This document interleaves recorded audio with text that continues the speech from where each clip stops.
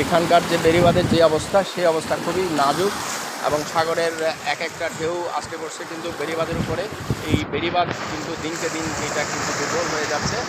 এই বেড়িবাঁধের ওপারে যারা বসবাস করেন লক্ষ লক্ষ জনগোষ্ঠী, সেই জনগোষ্ঠীর বর্তমানে আতঙ্ক হচ্ছে এই বেড়িবাঁধ।